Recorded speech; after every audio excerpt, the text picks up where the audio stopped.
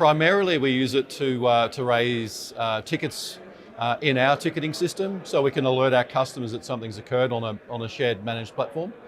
And we use that to also enrich what goes into the ticket, so it's not just here's an alarm. We use it to enrich data from Recorded Future, a threat intel provider, and rescore the alarm if necessary to increase the threat level. SmartResponse, we use it mostly for our case management, but yeah, I don't know what it'd be like without it. They definitely have, I would say, just the ability to drill down and pull up exactly what you're looking for and things like that.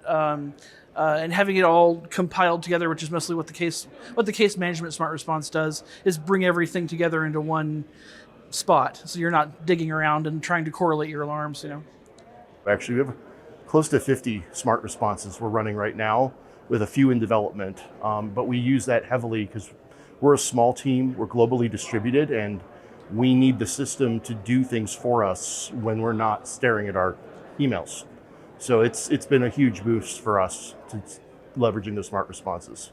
Certain things that would take an analyst 10 or 15 minutes every time it happens, I can automate with smart response, and it requires no action. So we're literally saving all of the time. Simple things. It's really great for what they call atomic actions. Like if an IP address appears in a log and that IP is on a threat list, then smart response kicks that IP out to our blacklist distribution system that all the firewalls pull their data from.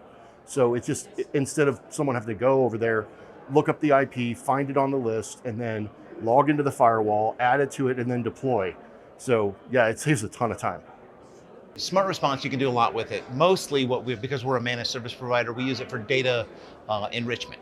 We're gathering additional data to populate into the tickets or alarms.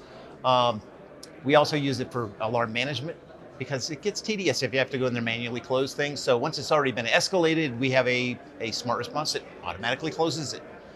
And then the last one, we use a smart response because we have multiple clients feeding into our analyst team. We use a smart response plugin that feeds that data and then also pulls the drill down data. So we get everything related to that alarm into our system.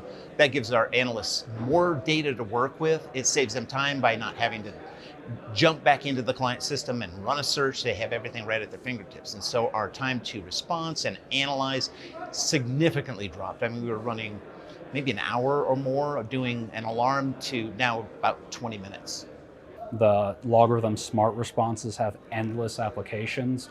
One example is, let's say you're looking for disabled users trying to log on. We have a rule that when a user gets disabled, SmartResponse kicks them into a list, and if they try and log in, we get an alarm. We have another rule that if the user gets enabled, they get pulled off that list. So it's very, very dynamic.